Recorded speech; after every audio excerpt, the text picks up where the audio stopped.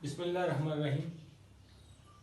Students, आज हम लोग इंटीग्रेशन डिफरेंशिएशन के मतलब पढ़ने जा रहे हैं। तो ये मैथमेटिक्स के अंदर फंडामेंटल टॉपिक्स हैं इंटीग्रेशन डिफरेंशिएशन, जो कि आप लोग जो है अपने कॉलेज के पहले साल में इसके मतलब इंटीग्रल एंड डिफरेंशियल कैलकुलस में पढ़ चुके हैं। आज हम इसको समझने की कोशिश करेंगे दोनों में डिफरेंस क्या है और इसकी ज्योमेट्रिकल इंटरप्रिटेशन क्या है, जो कि आपको कॉन्सेप्ट के मतलब हम लोग बात करेंगे।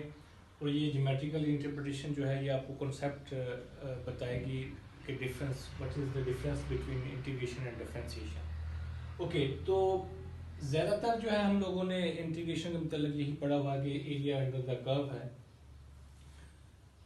पहले चलें स्टूडेंट्स बताते जाऊँ कि इंटीग्रल जो है, इंटीग्रेशन जो है वो दो तरह की हैं, जिसमें एक आपके पास डेफिनेट इंटीग्रल और एक इनडेफिनेट इंटीग्रल। जैसा कि आप लोगों को ये इल्म में है कि डेफिनेट इंटीग्रल जो है ऐसा इंटीग्रल जिसका आपको डेफिनेट पता है कि आपने किधर से किधर कैलकुलेट करना है, उसके साथ एक लिमिट डिफाइन होती है कि आपने एरिया अंडर द कर्व निकालना है किसी फंक्शन का या किसी कर्व का, तो उसकी लिमिट डिफाइन की जाती है कि फलाने पॉइंट से लेके फलां पॉइंट तक जो है आप लोग एरिया कैलकुलेट करेंगे। और जबकि इनडेफिनेट इंटीग्रल जो है जो विदाउट लिमिट्स होता है उसको इनडेफिनेट इंटीग्रल कहते हैं। ओके, तो कॉन्सेप्ट सेम है because the concept we are going to discuss is about the integral.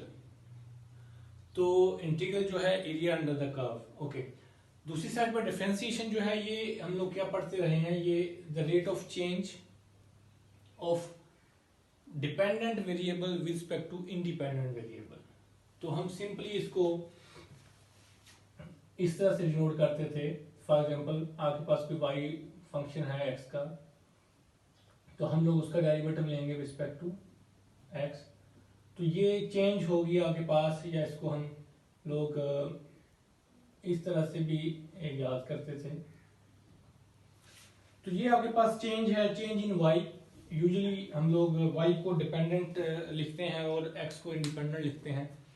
तो change in y with respect to x, तो ये डेरिवेटिव कहलाता है। तो उसको रेट ऑफ चेंज बोलते हैं डेरिवेटिव को। ओके, फॉर एग्जांपल आपके पास एक फंक्शन है F of x x square. तो हम लोग जानते हैं कि इसका डेरिवेटिव जो है respect to x 2x square होगा। ओके, तो ये फंक्शनल फॉर्म में हमने ये डेरिवेटिव लिख दिया। जिस तरह हम कहते हैं कि साइन का डेरिवेटिव जो है वो कॉस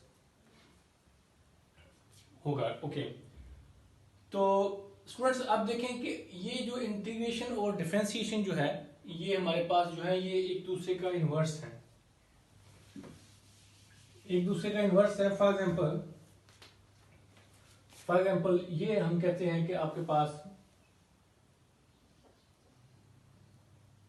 2x फंक्शन है, जिसका अभी हमने बात की कि 2x जो है वो हमने डेरिवेटिव निकाला x स्क्वायर का, तो वो आपके पास 2x है। और इसकी इंटीग्रेशन लेंगे तो हमारे पास इंटीग्रेशन इसकी ये आएगी, ये इंटीग्रल डेरिवेटिव।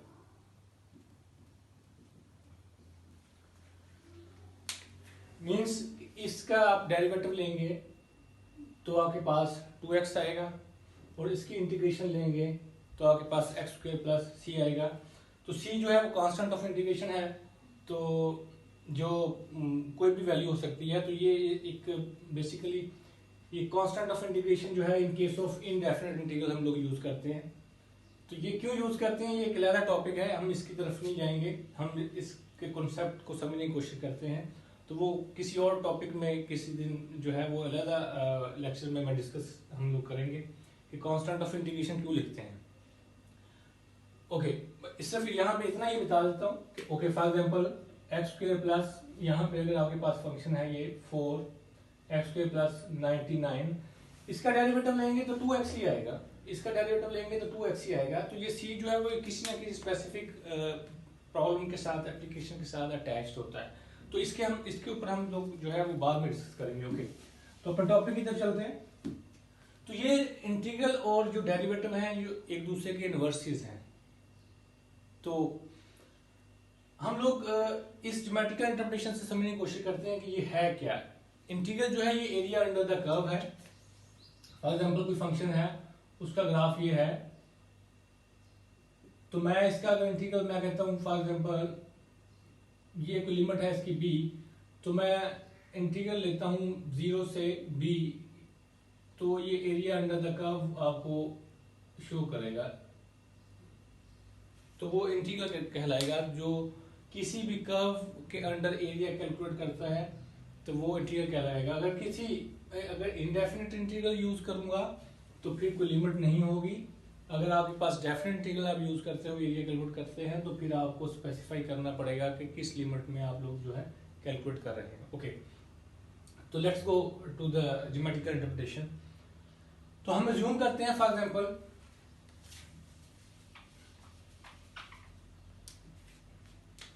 कि हम लोग एक ब्रिज पे हैं।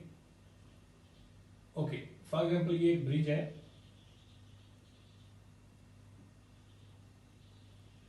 तो उसके हम मैक्सिमम जो अपेक्स है, जो मैक्सिमम हाइट है, उस पे हम लोग जो है वो खड़े हैं और हम बाइसिकल पे हैं।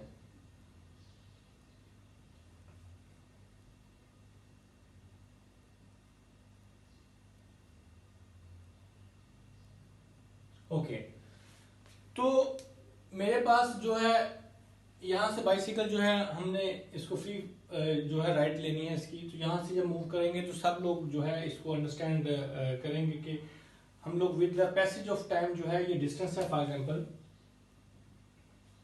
ये, और डिस्टेंस से यहाँ पे चले मैं डिस्टेंस को भी y से ही डिनोट कर लेता हूँ। y से जो है इसको डिनोट करते हैं। तो इस तरफ जब हम ट्रेवल करना शुरू करेंगे तो डिस्टेंस जो है वो हम लोग ट्रेवल करते जाएंगे और डिस्टेंस जो है हमारा इस पॉइंट से 0 से बढ़ता जाएगा, but with the passage of time.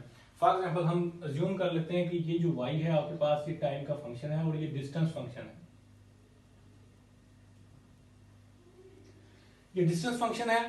Okay, तो हम लोग देखेंगे कि जैसे जैसे हम ट्रेवल करेंगे, यहां से मूव करेंगे, तो आपका जो रेट ऑफ चेंज है उसकी वैल्यू चेंज होनी शुरू हो जाएगी। यहाँ पे जब मूव करेंगे तो डिस्टेंस जो है फॉर एग्जांपल हमारे पास 1 मीटर है, यहाँ से इधर पहुंचेंगे तो 2 मीटर, 3 मीटर, 4 मीटर चलते जाएंगे तो डिस्टेंस चेंज होती जाएगी, बट साथ साथ जो है टाइम भी चेंज हो रहा है।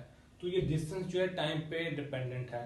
और ये क्योंकि ये फिजिकल एप्लीकेशन का प्रॉब्लम है और आप लोग इजीली अंडरस्टैंड कर सकते हैं कि स्टार्टिंग पे आपके पास जो फॉर एग्जांपल ये डिस्टेंस आपने 4 सेकंड में ट्रेवल किया या 2 सेकंड में ट्रेवल किया है इतना, तो अगला डिस्टेंस जो है इतना ही डिस्टेंस जो है आप लोग जो है वो बहुत ही कम टाइम पे ट्रेवल कर जाएंगे, क्योंकि साइकिल जो है वो उसमें चेंज ज्यादा आनी शुरू हो जानी। जैसे स्लोप से मूव करता है नीचे आएगा, अगर ये इतना डिस्टेंस आपने 2 सेकंड में फॉर एग्जांपल ये 10 मीटर का डिस्टेंस आपने 2 सेकंड में ट्रेवल किया, तो अगले 10 सेकंड का जो डिस्टेंस होगा 10 मीटर का डिस्टेंस होगा वो आपने अगेन 10 मीटर का डिस्टेंस अगर आपने 4 सेकंड में ट्रेवल किया है, तो अगला 10 सेकंड जो है वो 4 सेकंड में नहीं होगा, वो कम टाइम पे होगा। क्यों? क्योंकि आपके रेट ऑफ चेंज जो है वो बढ़ता जा रहा है, उसकी वैल्यू बढ़ती जा रही है।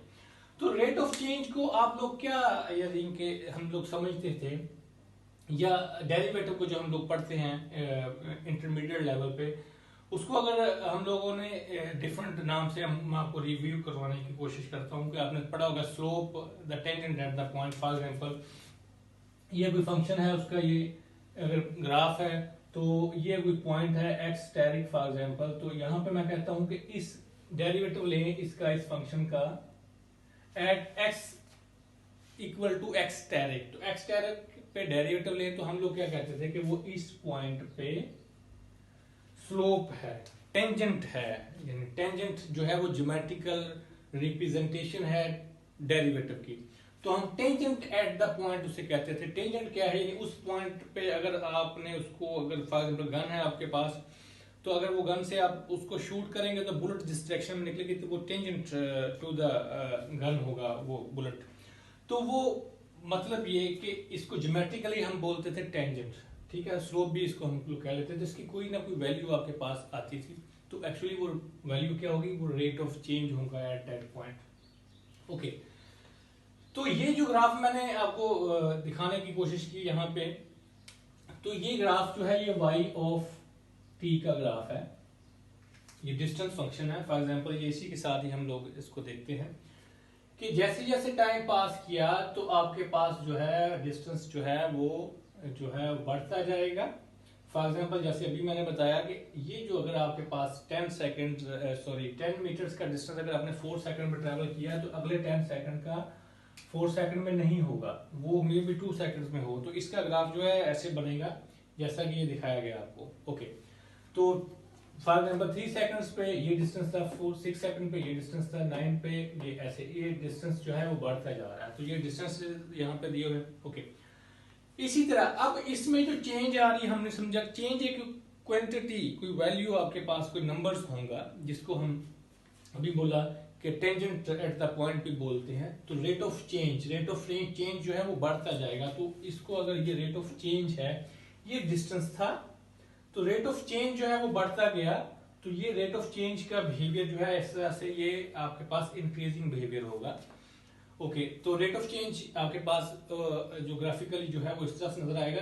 तो ये जो मैं रेट ऑफ चेंज की बात कर रहा हूँ, ये आप लोगों को अंडरस्टैंड करने में बहुत ही आसानी होगी, क्योंकि ये रेट ऑफ चेंज क्या है, डिस्टेंस में रेट ऑफ चेंज को हम लोग क्या बोलते हैं, वेलोसिटी। इसका हमने नाम रख दिया होगा, इसको वेलोसिटी बोलते हैं। ओके, तो इसको हम वेलोसिटी कह लेते हैं कि ये वेलोसिटी है आपके पास with the passage of time. Okay, for example अगर आपके पास 9 सेकंड्स पे अगर आपके पास ये था डिस्टेंस, यहाँ पे कह लेते हैं जी, चलें जी 190। ओके, तो ये 9 सेकंड पे था। तो 9 सेकंड पे एग्जैक्टली 9 सेकंड पे अगर मैं कहूँ कि what is the rate of change at 9 second, तो वो ये होगा, यहाँ पे जो पॉइंट होगा, ठीक है, इट मींस यहाँ पे जो आपके पास नंबर आएगा मे बी 2.9, तो ये आपके पास 2.9 है अगर फॉर एग्जांपल नंबर। तो ये रेट ऑफ चेंज है किस पे, 9 सेकंड पे। ओके, तो इसका मतलब अगर ज्योमेट्रिकली देखें हम, तो यहाँ पे जो tangent at the point, tangent at 9 second, वो जो टेंजेंट हम निकालते हैं, ये बेसिकली वो रेट है। तो इन जनरल हम इसको रेट ऑफ चेंज बोलते हैं। यहाँ पे क्योंकि फंक्शन डिस्टेंस लिया हुआ है तो उसको हम वेलोसिटी कह रहे हैं। तो दिस इज द डेरिवेटिव। तो derivative rate of change, for example मैं कहता हूँ कि नल टैब जो है, वाटर टैब, मैं उसको ऑपरेट करता हूँ, तो उसमें से वाटर फ्लो करना शुरू होता है, तो वो आप उसको उससे फ्लो को कंट्रोल करते हैं, that is rate of change. ठीक है, तो रेट ऑफ चेंज क्या है कि किसी एक पॉइंट से इंस्टेंटेनियस जो चेंज आती है उसमें से जो डिफरेंस लेना है आपने, डिपेंडेंट डिवाइडेड बाय इंडिपेंडेंट का डिफरेंस, तो रेट ऑफ चेंज हुआ। This is derivative. Okay, let's go to the integration. तो इंटीग्रेशन में क्या होगा, जैसा कि बताया ये एक दूसरे के इनवर्सेस हैं, for example derivative of y, अगर इसकी इंटीग्रेशन लूं तो ये क्या होगा, y ऑफ x, और यहाँ पे हमने t लिखा है तो t लिख सकते हैं वहां पे। तो ये एक दूसरे का इनवर्स है, ठीक है। या दूसरे अल्फाज में मैं कहूं कि ये जो है किसकी इंटीग्रेशन है, 2x की इंटीग्रेशन ये है, और ये किसका डेरिवेटिव है, 2x का। ओके, तो ये इस एक दूसरे के इनवर्सेस है। तो इसी तरह कॉन्सेप्ट में भी ऐसा ही है। तो हम लोग जो area under the curve integral कहते हैं वो एक्चुअली है क्या। ओके, तो अब चलते हैं हम लोग वेलोसिटी। ये आपके पास ये है रेट ऑफ चेंज, यानी इट मींस डेरिवेटिव। तो यहाँ पे डेरिवेटिव हमारे पास, मैंने यहाँ पे सेम वेलोसिटी का प्लॉट जो है, ग्राफ जो है इधर दिखाया हुआ आपको। ओके, सेम आप देखेंगे सेम है यहाँ पे। तो अब देखिए मैं कहता हूं कि 9 सेकंड्स हमने चूज किया था, 9 सेकंड तो के पे 9 सेकंड पे ये डिस्टेंस था, तो रेट ऑफ चेंज जो था वो ये था आपके पास, ये डेरिवेटिव ये था। ओके, तो डेरिवेटिव ये था, तो हम लोग यहां पर भी 9 सेकंड्स को ही चूज कर लेते हैं। तो इस पॉइंट तक मैं कहता हूं कि मेरे पास मैंने इंटीग्रल कैलकुलेट करना है 9 सेकंड पे। तो ये कर्व है, ठीक है, ये वेलोसिटी की कर्व है। तो इस वेलोसिटी की कर्व मींस ये डेरिवेटिव है किसका, y का, डेरिवेटिव है किसका, y का। तो यहां पर भी मैं t ही लिख लेता हूं ताकि कंसिस्टेंसी रहे। ओके, तो ये हम वेलोसिटी से कहा हुआ, तो इसका इंटीग्रल लेंगे, तो इंटीग्रल क्या है, एरिया अंडर द कर्व। तो इंटीग्रल लेना मैंने 9 सेकंड तक, तो इंटीग्रल फिर जो लेंगे तो क्या होगा 9 सेकंड तक, तो area under this curve. Okay, according to definition क्या है कि ये एरिया अंडर द कर्व निकालता, कर्व क्या है, वेलोसिटी की कर्व है या डेरिवेटिव की कर्व है। ओके, तो मैंने 9 सेकंड तक निकालना, तो इसका मतलब ये एरिया निकालूंगा। तो फॉर एग्जांपल ये एरिया जो है इसको मैंने आई से डिनोट कर दिया, आई से, चलिए ए से लिख देते हैं, I for integral. Okay, area ये कितना होगा। ओके, तो एक्चुअली क्या है, इसको रिवर्स दिखाना चाहिए कि ये एरिया आने का कोई नंबर आएगा, 2 4 5 10 20 100 150 200 कुछ भी कोई नंबर होगा, तो वो नंबर क्या रिप्रेजेंट करेगा, वो नंबर भी कुछ चीज रिप्रेजेंट कर रहा होगा। फॉर एग्जांपल हम वापस चलें, तो 9 सेकंड पे ये पॉइंट जो आपके पास लगा, ये पॉइंट कौन सा था, ये पॉइंट एक्चुअली जो हम ऑलरेडी देख चुके हैं, ये डिस्टेंस है, कितना डिस्टेंस चेंज किया, तो ये 190 सेकंड, ये जो हम लोग दिखा चुके हैं। तो स्टूडेंट्स यहाँ पे ये जो आपके पास पॉइंट है, यहाँ तक जो एरिया है वो क्या होगा, बेसिकली ये जो एरिया होगा आपके पास, वो चीज आपको इस रेट ऑफ चेंज है, क्या है, वो इंटीग्रल है 9 सेकंड का। तो 9 सेकंड का इंटीग्रल जो है वो रिवर्स आपको लेके जाएगा इस पे y ऑफ t पे, वो डिस्टेंस निकालेगा, क्योंकि ये रेट ऑफ चेंज का जब इंटीग्रल लेंगे तो रिवर्स वो डेरिवेटिव वो आपको रिवर्स लेके जाएगा उस बेसिक फंक्शन की तरफ। ये है इंटीग्रेशन, ये किसका डेरिवेटिव है, इसका। ओके, तो ये जो वन आपके पास एरिया कैलकुलेट करेंगे, तो ये बेसिकली क्या रिप्रेजेंट कर रहा है, ये एरिया रिप्रेजेंट कर रहा है, ये point, the change in at that point. Okay, तो ये एरिया अगर आपके पास जो है यहाँ पे ये पॉइंट ये है, तो ये एरिया कैलकुलेट करेंगे स्टूडेंट्स, तो ये आएगा आपके पास। ओके, यहाँ पे लिखता हूँ, ये एरिया आपके पास आएगा 190। तो आप लोग जो है हम 9 सेकंड पे इस रेट ऑफ चेंज को, ये वेलोसिटी को अगर इसका इंटीग्रल लेंगे तो वो 190 ही आपको दिखाएगा। जो बेसिकली आप रिवर्स चलेंगे तो वो एक्चुअली क्या दिखा रहा था, वो जो डिस्टेंस ट्रेवल किया था उतने सेकंड पे, तो वो आपके पास इंटीग्रल दिखा रहा था। तो ये आपके पास रिवर्स कॉन्सेप्ट हुआ, यानी जहां से आप चले आप वहीं पे वापस आए। तो ये इसको देखने का अंदाज है, क्या ये एरिया निकालेगा, जो एरिया निकाल रहा है वो बेसिकली इंटरप्रेट कर रहा है कि वो उस पॉइंट पे जो आपने डिस्टेंस ट्रेवल किया था वो था, और उसमें जो चेंज थी वो वेलोसिटी थी। ये वेलोसिटी चेंज जो है वो यहाँ पे दिखाई, उसका इंटीग्रल रिवर्स आपको उसी कोऑर्डिनेट में, उसी स्पेस में ले आया, डिस्टेंस की स्पेस में। डिस्टेंस से बात चली थी, डेरिवेटिव लिया वेलोसिटी रेट ऑफ चेंज, और इसको रिवर्स जब इंटीग्रल लिया तो रिवर्स फिर वहीं पे गए हम लोग उसी स्पेस में, डिस्टेंस की स्पेस में जहां से बात शुरू हुई थी। तो इसका मतलब हुआ कि ये जो एरिया हुआ था इंटीग्रल शो कर रहा है, ये इंटीग्रल जो है उसकी फिजिकल सिग्निफिकेंस यही है कि वो इनडायरेक्टली आपको बता रहा है, रिवर्स उसका जो आंसर बता रहा है कि उसी स्पेस में कि वो क्या था। तो इसकी फिजिकल सिग्निफिकेंस ये होगी कि ये इंस्टेंटेनियस जो है वो वैल्यूज को, ये रेट ऑफ चेंज को सम अप करता है। सम अप करने के बाद जो वैल्यू दे रहा है, उसकी इंटरप्रिटेशन यही थी कि उस पॉइंट पे जो डिस्टेंस ट्रेवल किया वो ये आपको इंटीग्रल दिखा रहा है। तो ये चीज यहाँ से हम लोग समझने में की कोशिश की कि जो है वो इंटीग्रल और डेरिवेटिव जो है वो एक दूसरे के इनवर्स कैसे हैं। और इसी तरह एक और एग्जांपल से हम समझने की कोशिश करते हैं। फॉर एग्जांपल फॉर एग्जाम्पल ये हमारे पास एक वाटर टैंक है,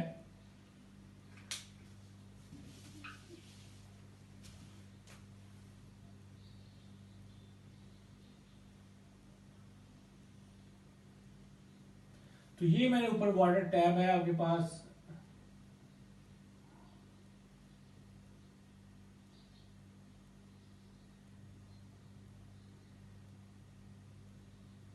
ओके, यहां से वाटर ड्रॉप हो रहा है इसके अंदर। तो ये आपके पास जो है इसको फिलिंग कर रहा है। तो ये आपके पास जो है वॉल्यूम है किसका, वाटर टैंक का। ओके, तो ये एग्जांपल भी समझने में आपको आसानी होगी कि फॉर एग्जांपल ये अभी जो आपको एग्जांपल मैंने दी कि वाटर टैप को जब ऑपरेट करेंगे, अगर आप उसको फुली ओपन कर देंगे तो आपका ये जो टैंक है, वाटर स्टोरेज जो पॉट है, जो भी है, वो आपके पास वो फिलिंग होती रहेगी, ठीक है, होती जाएगी। तो ये आपके पास क्या होगा, यहाँ पे वॉल्यूम जो है वो यहाँ पे इकट्ठा होता रहेगा। इसको रेट ऑफ चेंज जो आपके पास है वो क्या है, फ्लो है। यहाँ पे इसका नाम, जिस तरह यहाँ पे रेट ऑफ चेंज का नाम वेलोसिटी रखा था, ये प्रॉब्लम जो है ये आपके पास एक फ्लूइड डायनेमिक्स का हुआ। तो यहाँ पे हमने इसको जो रेट ऑफ चेंज है वो आपके पास क्या हुआ, फ्लो हुआ। ओके, तो फ्लो क्या है, ये फ्लो जो है इंस्टेंटेनियस चेंज है इस वाटर में लेवल में, वाटर ड्रॉप्स में, कि ड्रॉप्स जो है वो कितनी स्पीड से मूव कर रहे हैं, तो वो फ्लो है आपके पास। ओके, तो ये डेरिवेटिव आपके पास जो है फ्लो हुआ। ओके, तो इंटीग्रल आपके पास क्या हुआ, यहाँ पे इंटीग्रल आपके पास जो है वो वॉल्यूम हुआ, जिस तरह हमने यहाँ पे एरिया दिखाया था। तो इंटीग्रल जो है, इंटीग्रल की लॉट ऑफ एप्लीकेशंस हैं डिफरेंट इंजीनियरिंग की ब्रांचेस में, और इवन के ये बहुत ही फेमस है डिफरेंट फील्ड्स के अंदर जो है इसकी applications, civil engineering, electrical engineering, mechanical engineering, aeronautical engineering, physics, chemistry. तो जैसे जैसे प्रॉब्लम्स चेंज होंगे इसकी एप्लीकेशन जो है वो चेंज होती जाएगी। तो डिफरेंट फील्ड्स में इसकी एप्लीकेशन डिफरेंट है। ओके, यहाँ पे हमें एरिया शो किया, यहाँ पे इंटीग्रल जो है वो वॉल्यूम कैलकुलेट करेगा। ओके, तो फॉर एग्जांपल हम कहते हैं कि कांस्टेंट रेट से हम लोग जो है कांस्टेंट रेट से वाटर ड्रॉप कर रहे हैं, ठीक है। तो वो एक कांस्टेंट रेट से वाटर ड्रॉप होगा, तो वो फ्लो रेट जो है वो कांस्टेंट होगा। तो इसको अगर मैं ग्राफिकली देखूं, तो वो ग्राफिकली मैं इसको आपको अगर रिप्रेजेंट करने की कोशिश करूं तो वो ये होगा, कांस्टेंट फ्लो है, ठीक है। तो फॉर एग्जांपल ये मैं इसको फ्लो लिख लेता हूं, तो फ्लो कांस्टेंट है, इसको 1 में बोल देता हूं। तो वाटर टैप में से जो आपके पास फ्लो आ रहा है वो कांस्टेंट रेट से है, तो उसका ग्राफ जो है ऐसे बनेगा आपके पास। ओके, एक्स वर्सेस कर लें या टाइम वर्सेस कर लें, जैसे आप चाहते हैं। ओके, तो ये आपके पास वॉल्यूम में, वॉल्यूम क्या होगा, वो एड अप होता जा रहा है। इंस्टेंटेनियस जो है रेट ऑफ चेंज कांस्टेंट है, तो रेट ऑफ चेंज आपको बताया था कि ये इंटीग्रल क्या करता है, इंस्टेंटेनियस रेट ऑफ चेंज को सम अप करता जाता है। तो वो सम अप होके तो इसका जो ग्राफ है वो इस तरह से बनेगा, इंक्रीजिंग होगा। तो इसकी स्लोप जो है, ये जो कांस्टेंट रेट है, ये स्लोप 1, ठीक है। ओके, तो हम लिख सकते हैं, तो ये आपके पास वाटर स्टोरेज है, ये वॉल्यूम बताएगी आपको यहाँ पे। तो ये वॉल्यूम आपके पास शो करेगा, तो ये आपके पास इंटीग्रल होगा, इधर टाइम लिख लें। ओके, तो इंटीग्रल से रिवर्स चलेंगे तो आपको फ्लो देगा, फ्लो से आप लोग वापस आएंगे तो इंटीग्रल देगा, जिस तरह अभी हमने यहाँ से देखा कि ये एक दूसरे के इन्वर्सेस हैं। तो स्टूडेंट्स, बात यह है कि इंटीग्रल जो है उसकी एप्लीकेशन डिफरेंट है, तो ये बात एक दूसरे के इन्वर्स है, ये रिप्रेजेंट एक दूसरे को ही कर रहे होते हैं। तो इसको डिफरेंट एप्लीकेशंस में जो है हम लोग इंटीग्रल्स को भी और डेरिवेटिव्स को भी देख सकते हैं। तो ये इंटीग्रल जो है आपके पास जो है ये डबल इंटीग्रल भी होता है, ट्रिपल इंटीग्रल भी होता है, और सिंगल इंटीग्रल जैसा कि लिखे हैं। तो सिंगल इंटीग्रल को हम लाइन इंटीग्रल बोलते हैं, और जो डबल इंटीग्रल होता है उसको हम सरफेस इंटीग्रल बोलते हैं, और जो ट्रिपल इंटीग्रल होता है उसको वॉल्यूम इंटीग्रल बोलते हैं, वो वॉल्यूम इंटीग्रल निकालता है। तो ये था students difference between integration and differentiation. अगर आपको कोई इशू हो तो आप जरूर इसको डिस्कस कीजिएगा। टेक केयर, अल्लाह हाफिज़।